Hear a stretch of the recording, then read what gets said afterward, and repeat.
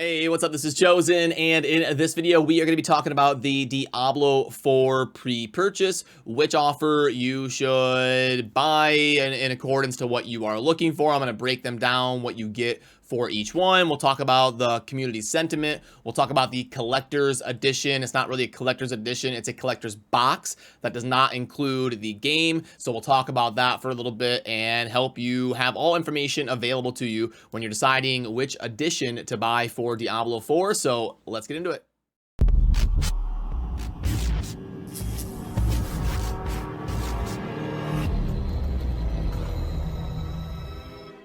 Alrighty, now first of all, I do want to talk about the release date a little bit. You can see right above my head that we have got all hell breaks loose on June 6th of 2023. Now I know a lot of people were out there theory crafting that it was going to be April of 2023.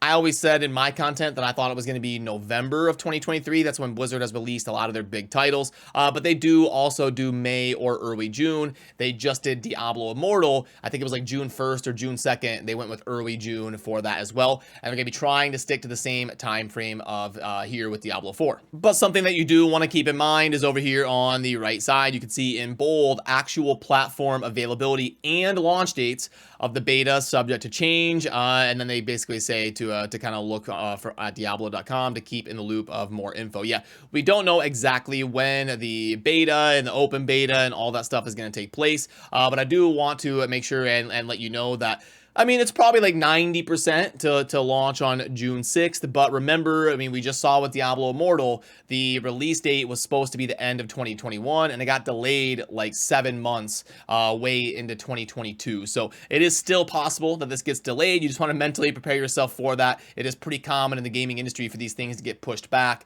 after the first initial goal of a launch date, which June 6th is the first launch date we've ever had officially put on paper by Blizzard. So just keep in mind, there could be like a 10-15% chance that it does get pushed back if things go poorly, but hoping, we're all hoping that it does actually have a smooth launch on June 6th.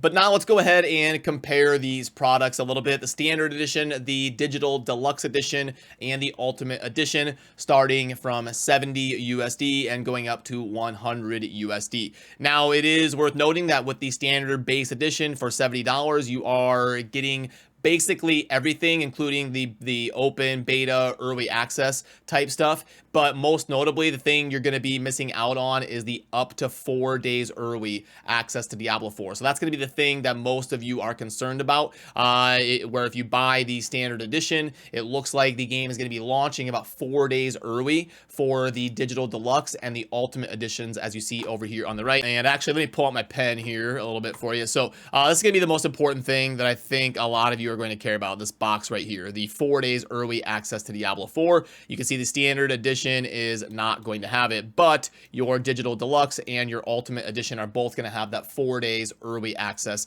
when Diablo 4 is going to be launching there early in June. But then also a thing that you are going to want to keep in mind for sure that would be up there in importance as well is you can see right here the premium season battle pass unlock. Now, again, with the standard edition, it is not going to come with anything pertaining to the battle pass, but with the digital deluxe and the ultimate edition, you should be getting that. And it might throw you off a little bit because you can see right here in the Ultimate Edition, your first thought might be like, why do I get the Battle Pass with the Digital Deluxe but not the Ultimate? That makes no sense. It's actually because down here, this check mark that is going to be giving you the Accelerated Seasonal Battle Pass unlock, which includes Premium Seasonal Battle Pass unlock plus 20 tier skips and a cosmetic. So you are going to be getting the Battle Pass with that Ultimate Edition. They should have checked that as well, while also like wording it differently and telling you you're not only are you getting the access to the Battle Pass, but you're getting the accelerated version of the Battle Pass.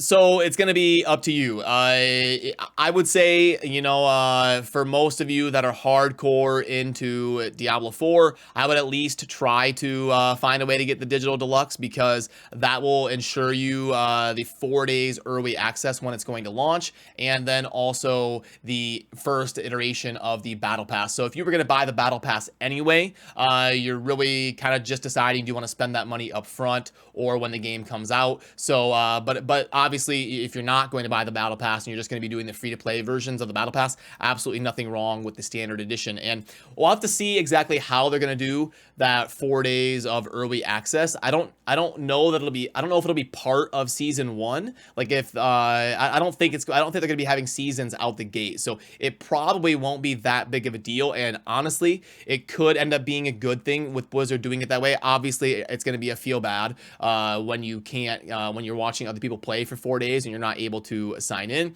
but it could be a good thing if I just play like devil's advocate. And the one positive that could come out of that system is it's going to be a lot less likely that we have a Diablo 3-esque launch where things are crazy, the game is crashing, it's bugged out, no one can sign in, there's 4-hour queue times and waiting lines to get into the game. It could alleviate some of that stress and overload of the system if they kind of segment when people are getting access to the game. So yeah, just to reiterate and wrap up, the cheapest edition, the standard, is going to get you access to the game, full access and everything like that, but you'll miss out on the 4-day early start and the first battle pass. The digital deluxe is going to get you access to that 4-day early start and the first iteration of the battle pass, but the ultimate edition is going to get you a boosted, forwarded battle pass that you get like the first 20 tiers of it right when the first battle pass starts. You'll get that for $10 extra, and then there's also a little bit of extra cosmetic type stuff. And then also, as you see over there on the right, there is going to be a collector's box for Diablo 4, which you see pictured right here. Now, it's not quite listed in the shop yet, what I was seeing in my research as of recording this video, but as soon as it is, I will do a video in depth here, breaking it down for you and showing you everything and letting you know if I think it's exactly worth it and what the value is and all of that in terms of what you're getting. But gonna get like a couple prints and a book here and some candles and a fancy box and like a mouse pad and some different stuff in relation to Diablo 4. Now, the thing that the player base is up in arms about is that it doesn't come with an edition of the game. We've always seen in the past where Blizzard has these collector's editions and they actually come with the game.